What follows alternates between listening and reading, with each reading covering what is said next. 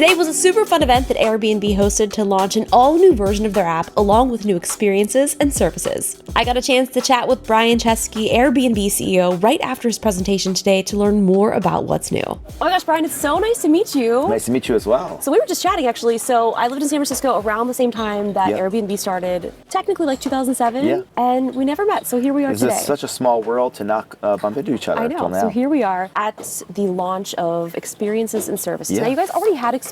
So what's the difference between these new experiences and services that you guys have? Well, they're completely reimagined from the ground up. So now what we do is we vet every single experience. And we had this idea, what if we could find the most interesting people in the world and bring them onto the platform? And then we can completely reimagine how we merchandise them in the app. Now you can discover them. They're totally integrated. And now we're telling the world about them. And so I think this time they're going to work a lot better. There's an old saying in Silicon Valley, there's no bad ideas, just ideas that were too early. And I think originally experiences the world wasn't quite ready for it.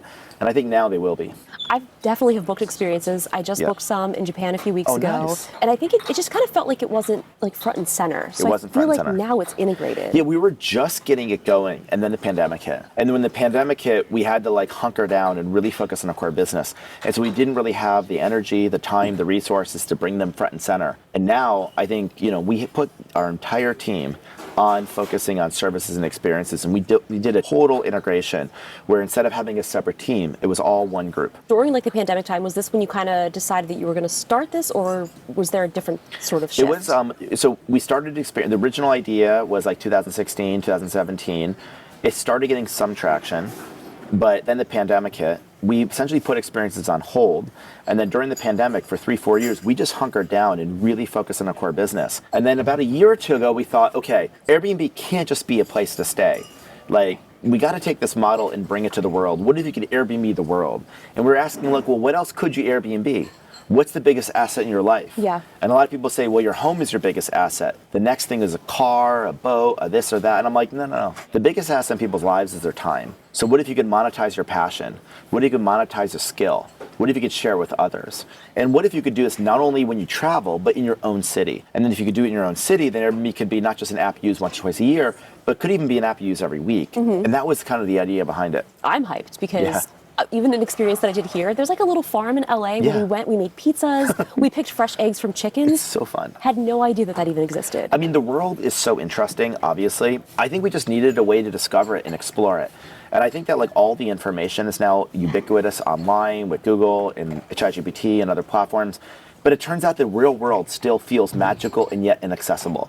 And we wanted to basically get people off devices. When you and I came to Silicon Valley, the iPhone had just been introduced. Mm-hmm. And, people spent a bunch of time on the internet, but we didn't spend our whole lives on the internet because you had to be home at a computer to be on the internet. Right. And now I think a lot of people feel like they're spending more time on devices than the real world. And we thought we'd love to develop an application that was a gateway that got you online, offline into the real world. And I think you've definitely done that. And the cool thing, which was actually kind of surprising, was the little integration that you have with if you do experiences with other people. You kind of turned it into a social platform. That was, actually that's a really good point. Is the first time we did experiences, we thought it was only about the other host. And we started realizing people would go to a cooking class and they said actually one of the most important things about experience isn't who the host is, it's who the other guests are. And it's actually a great way to meet people. Mm-hmm. So we thought, what if we made that a feature and you could see all the other guests go on your experience, what countries they are from, you could message them after, you could share your content, your photos and videos. I think kind of experiences, I hope, become like a social network in the real world. I think that's so cool because I've definitely done things like that where you want to share all the photos. Totally. I don't really want to give people my phone number. Exactly. Now, is there a way to set it private if you don't want to share? Okay. Yep. So you can book experiences and it's opt-in.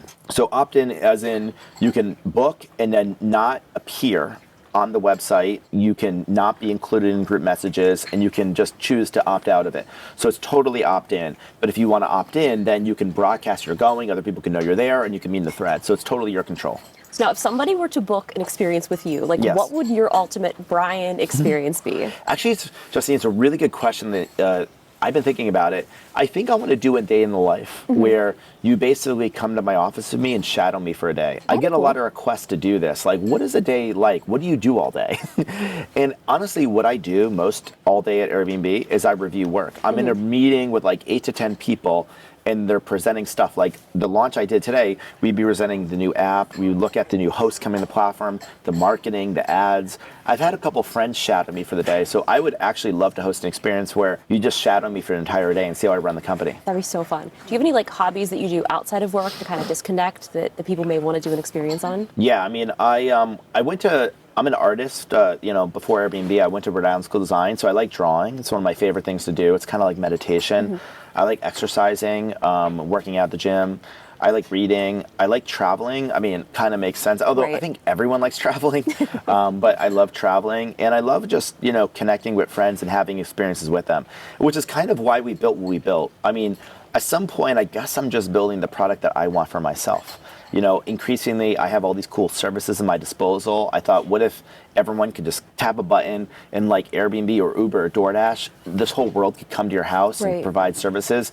And then experiences was basically like going on Netflix, and every show becomes something you can step inside of. Like this documentary could be an experience, this movie, so just this, you're almost stepping inside the cinematic world. For you, kind of like going back to like 2007, did you ever think that you would be here still doing this and grown it to what it is today? No, I mean, it's funny. When you're a founder, you have to vest your equity, and the vest is 4 years. Because and at the time, that seems like a long time. Like, oh yeah, it's going to take 4 years. I didn't know I'd be working on it for 10 years. If you told me 17 years later, not only would I be doing Airbnb, but we'd be reinventing the company. Right. I couldn't have imagined that. And I mean, I actually have more energy today and more excitement today than I did when we started Airbnb. It feels kind of like a startup again. And I think that's the ultimate test. There's a saying by Pablo Picasso, the older you get, the stronger the wind gets, and it's always in your face. And a lot of people, they grow companies, but they become these big behemoths. They're unrecognizable. They stop changing. They don't know how to navigate it. Most people in my position, I mean, a lot of the people would retire if they were me, stop working or just cruise. And I thought our work's not done. I couldn't let Airbnb just be a way to book a home. There's this entire world to explore, and I wanted to take our model and extend it. Kind of a little bit like Amazon was just a bookseller. Right. And then eventually could book everything. The difference is Amazon, within 3-4 years, expanded from books to everything. It just took us 17 years. Yeah. But here we are. It's amazing. And I think, take me back to that 2007 when you guys first started. When you told that story about, it used to be called Air Bed and Breakfast, because it was an air mattress? Yeah, so great question to me. A lot of people ask, Airbnb, what does that name mean? Well, it actually goes back to October 2007. I just moved to San Francisco, and I was living in San Francisco with my roommate, and we had a problem. We basically couldn't afford to pay our rent. And luckily, there was a design conference that was coming to San Francisco that weekend, and all the hotels were sold out. And we had this idea. We said, well, what if we just turned our house into a bed and breakfast for the conference? Unfortunately, I just moved there and we didn't have any extra beds. But Joe had 3 air beds. So we took the air beds out of the closet, we inflated them, and we called it Air Bed and Breakfast. And that's what Airbnb means. We ended up hosting 3 people that weekend, a woman named Catherine, 2 guys, Mole and Michael, and something really unexpected happened. I mean, we made enough money to pay our rent. That was great. But these guests came as strangers. They stayed with us for a week. We took them around the city. We took them to design parties. We showed them local food scene. We hung out with them all day and then became basically friends with them. And so they arrived as strangers, they left as friends. And at some point we asked, maybe there's a bigger idea here. I asked Joe, I said, well, who's the best engineer you know? He said, well, my old roommate Nate is. And the 3 of us got together and we said, what if you can build a website where you can book a home the way you can book a hotel anywhere in the world? We booked it, and initially, no one used it. But eventually, obviously, Airbnb, we stuck with it, it took off, and then it became basically so big, it became a noun and a verb used all over the world. And that noun and verb meant to Airbnb a home. In 2012, which was 13 years ago, I started thinking about what more could you Airbnb. I would have never thought it would take this long, but the business was growing so fast, and it just took us a while to just ride that momentum of those 2 billion guests that used it. Right. But here we are 17 years later, and I feel Justine, we're a startup again, because you're a startup when you're doing new stuff. And a lot of companies that get big and old, they actually get old. They stop doing new things. So long as we keep inventing new things, we remain a startup. And we remain a startup, we'll be okay. Yeah, and it's clearly incredibly passionate about it or you wouldn't still be Oh here. yeah, no, you And gotta even love what you do. just seeing you on stage, like get excited about like the icons and stuff moving. I was like, oh my God, like that's so Like, look cute. a little bit, yeah. That's great. And I I mean, guess because you're a no- designer too, so like those things to No you matter. detail is too small for us. We care about every little detail. And actually, that's a unique way we run the company. I don't run it like divisions where people do their own things. Everything is like the team. It's one team. We're all integrated together. We obsess over everything together. And that might have been the only way you could have launched a product like today, Right. where it was all integrated. If it was different teams doing different things, it would have felt really different, not as cohesive. So last question, anyone dead or alive, who would you want to host at your house for an Airbnb retreat? Oh my God, anyone dead or Anyone. alive? They're like, oh, we're going to book this. Who would you want it to be? Oh, I mean, I have many idols, but maybe Leonardo da Vinci is my favorite, a historical figure, Yeah. or maybe Walt Disney.